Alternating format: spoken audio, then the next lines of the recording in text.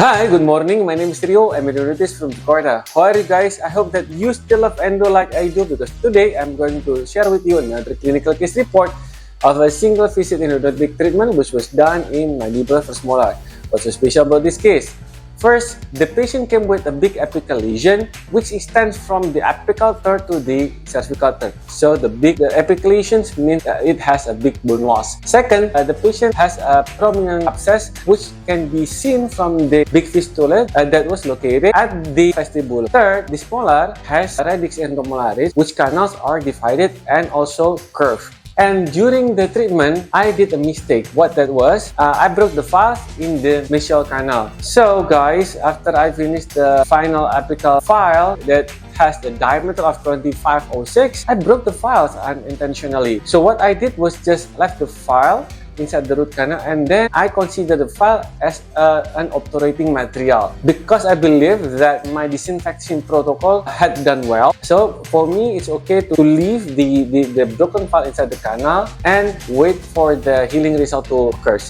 And you know what? After 26 months or more than 2 years later, the patient came back to me so I can evaluate about my previous dental treatment. The result was very awesome because the bone has regenerated well, the patient was asymptomatic, and the fistula had gone.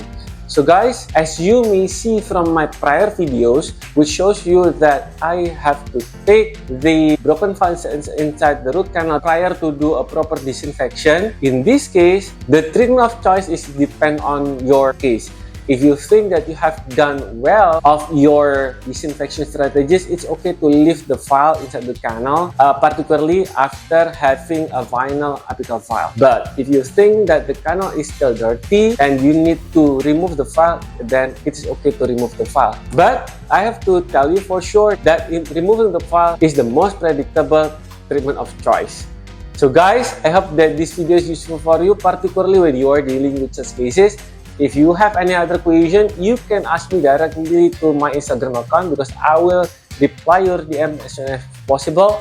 Or you can just state your question to the comment section below, and hopefully I will also answer the question right away. So guys, share this video if you like, and see you in my next clinical case video. Stay happy, stay super, stay awesome, and stay with me in this YouTube channel. Thank you very much for watching. Assalamualaikum warahmatullahi wabarakatuh. God bless you all. Bye-bye.